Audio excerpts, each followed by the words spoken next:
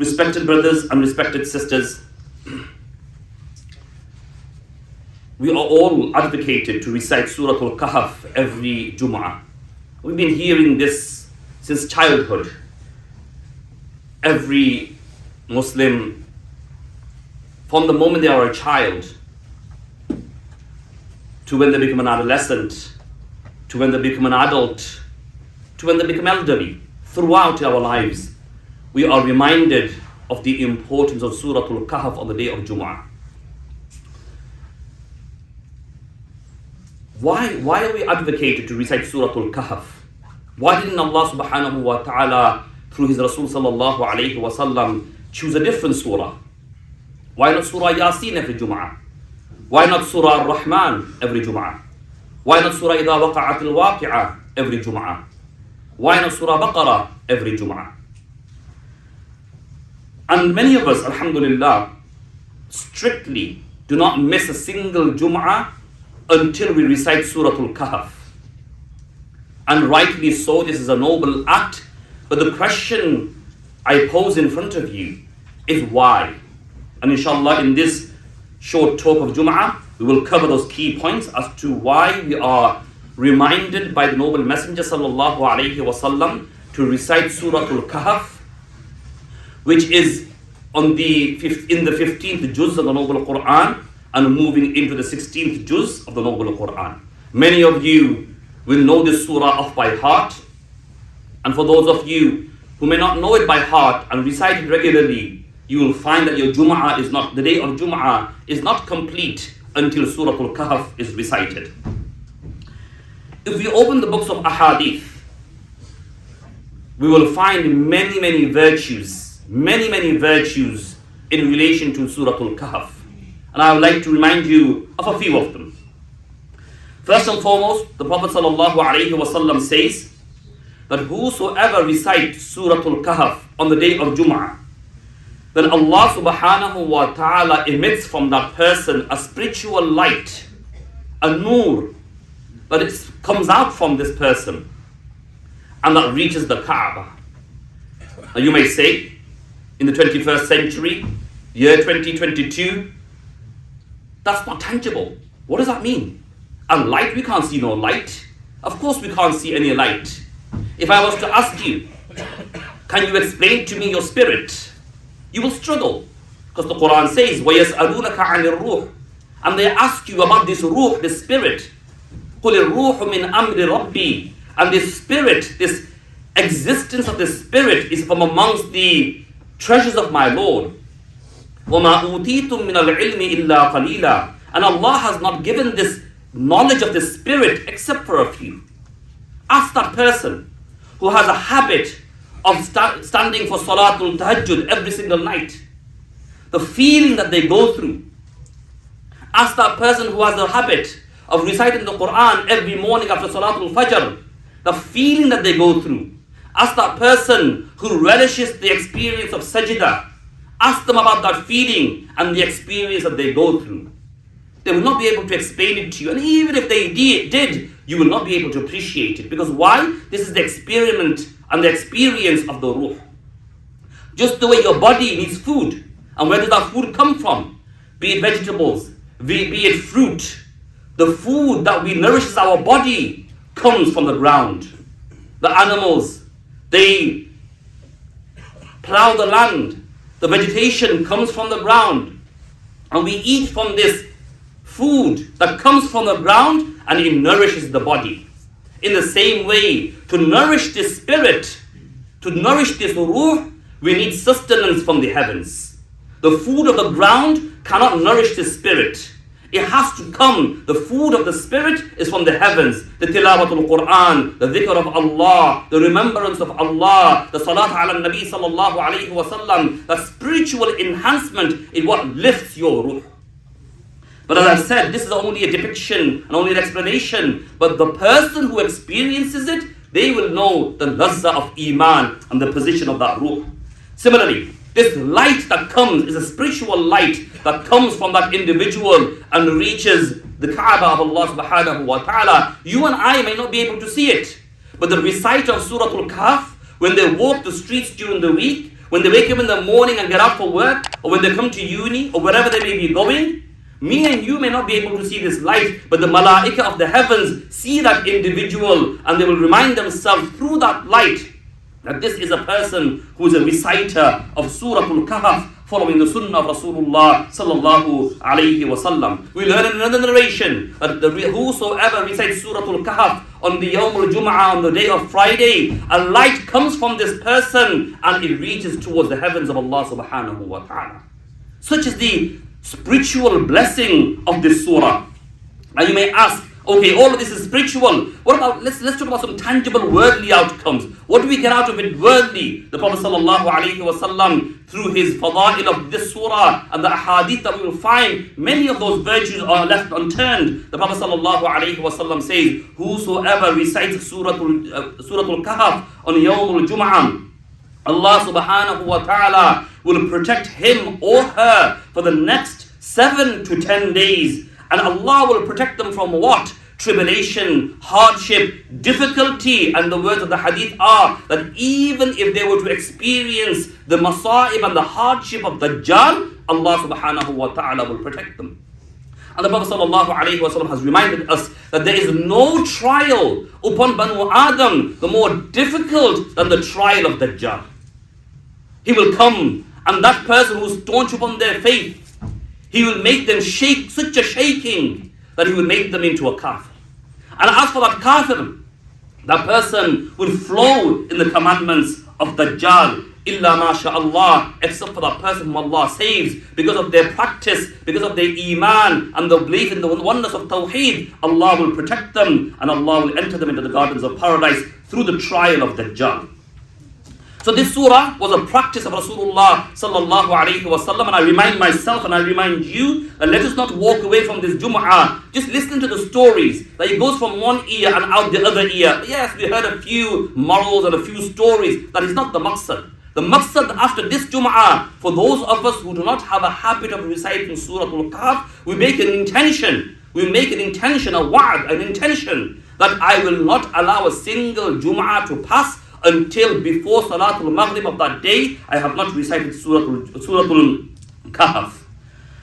Furthermore, the Prophet sallallahu alaihi wasallam would recite this surah. He would have a habit of reciting this surah, and he would advocate the Sahaba radiyallahu anhum ajma'een to recite this surah. Now we will complain, Ya Allah, this surah is so long. It takes 15, 20 minutes, 25 minutes to recite this surah. The Prophet sallallahu alaihi wasallam has made it even easier for us. Really, there is no excuse. The only excuse we can make is our laziness.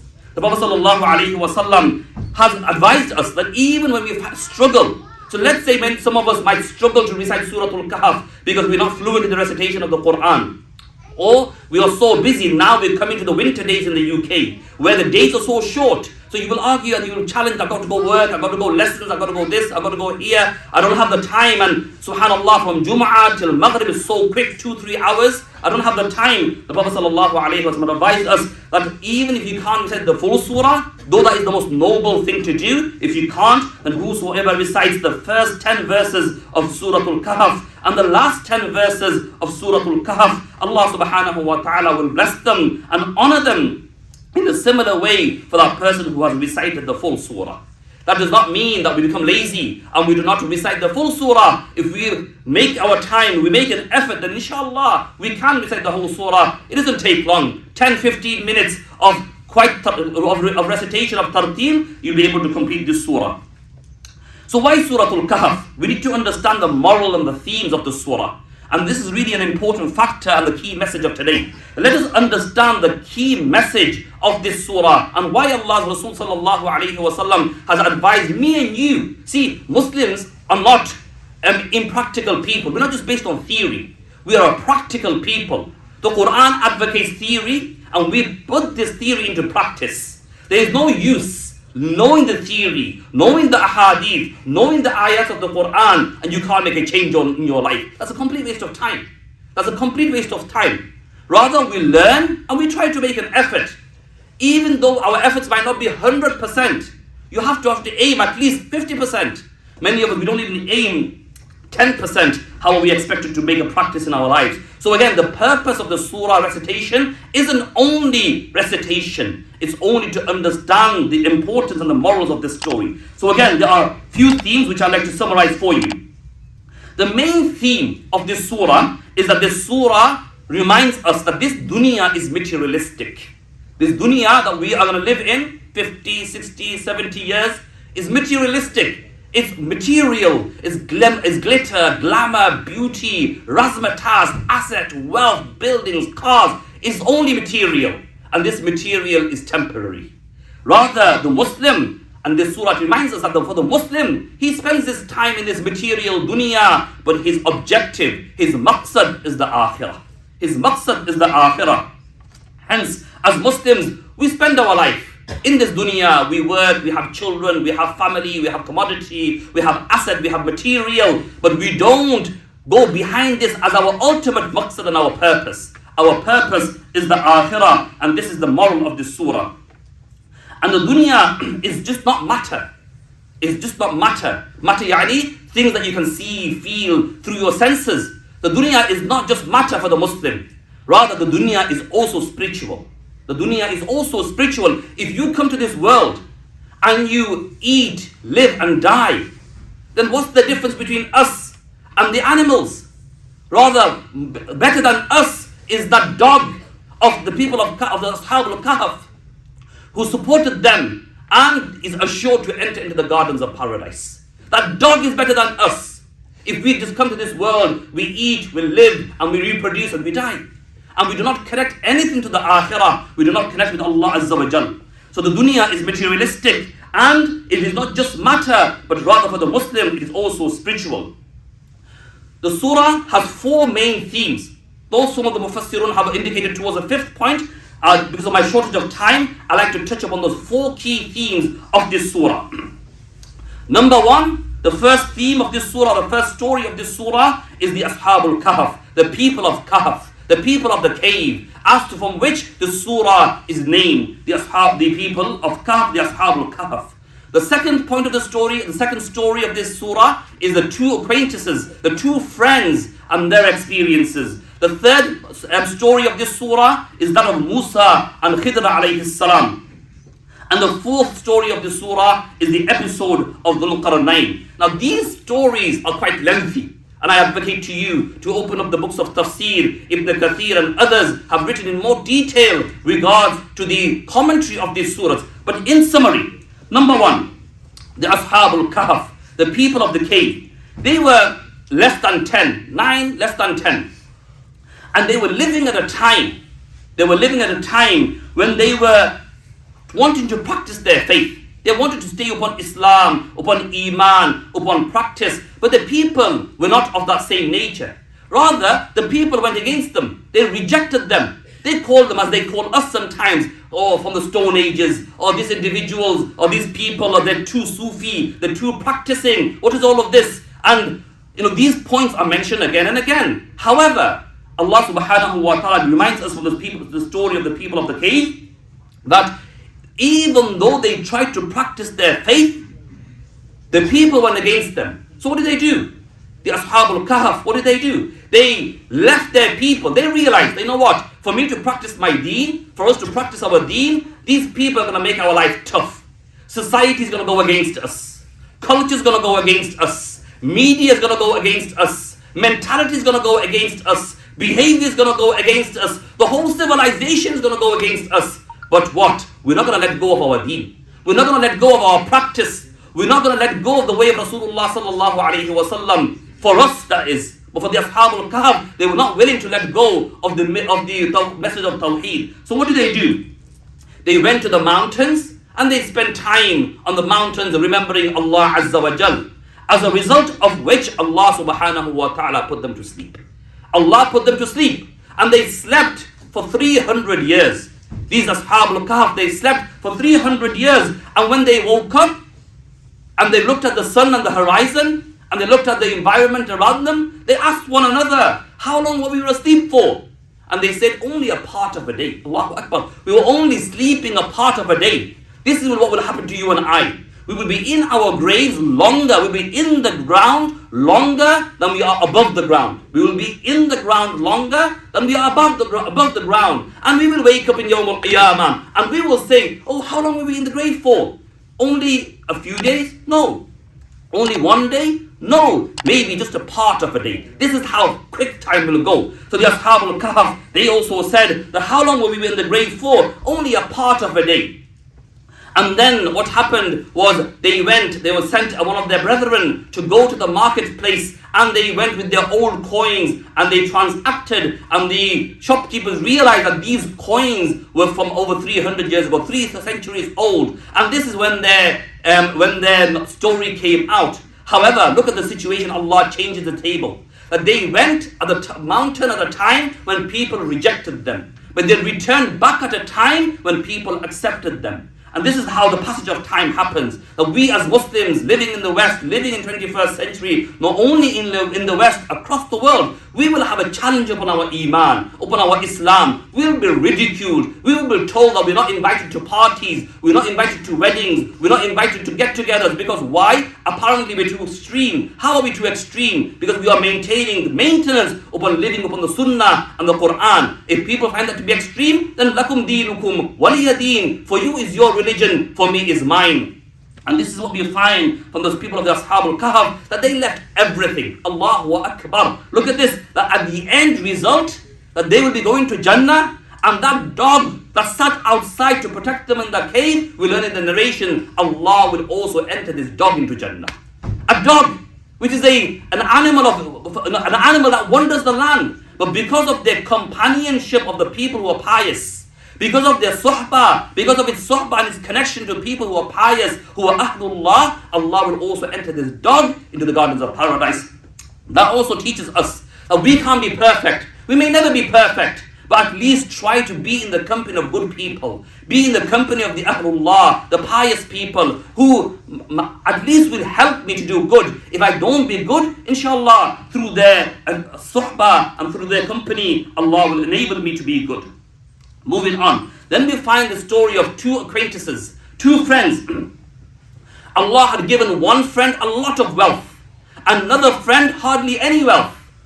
And what happened is the friend that had a lot of wealth, he took his other friend to go show him his gardens and his pleasures and his assets and his beauties. Like many people do today. We will buy a house, we will buy a business, we will buy a car, we will have a few houses, and we're so proud, and we'll go show around and our friends out of takabbur and out of haughtiness, look how much I've got. Similarly, this is what happened.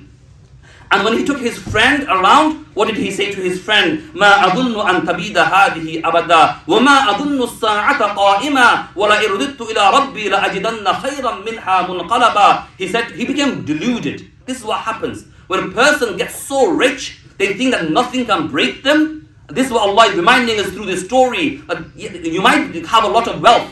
Your bank balance might be overflowing. Your pocket might be bulging. But remember, this wealth is just temporary. And what happens when people have so much wealth? They think they are unbreakable. They think they are unbreakable. So what did he say? He became his attitude that I'm unbreakable. His mentality becomes such that I'm better than everybody else. So he said, مَا أَظُنُّ السَّاعَةَ قَائِمًا. I don't think the day of judgment will come. I don't think the day of judgment will come. He said, مَا أَظُنُّ أَن تَبِيدَ هَذِهِ أَبَدًا. I don't think that I will lose all of this wealth. And nor do I think that the day of judgment will come. Look at his delusion.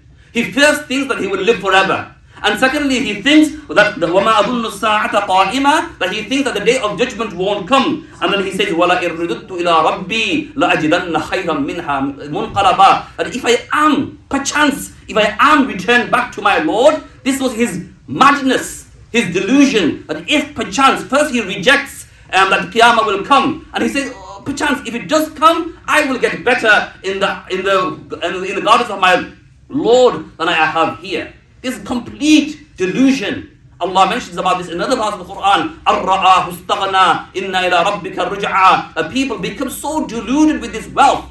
However, Allah subhanahu wa ta'ala wanted to send a reminder. So Allah sent a thunderbolt.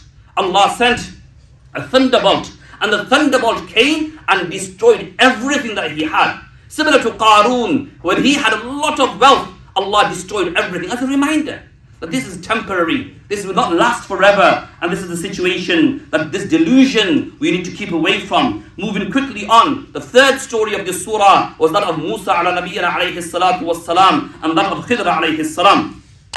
And someone asked Musa alayhi salam, "Oh Musa, who is the most knowledgeable?" Musa alayhi salam, being amongst the ulul azmul anbiya, amongst the highest selected prophets, and being the nabi of his time, he answered according to him correctly, that I am the most knowledgeable. So Allah wanted to remind him, Allah wanted to give him a lesson, Allah wanted to remind him, so Allah sent him in the company of Khidr alayhi salam.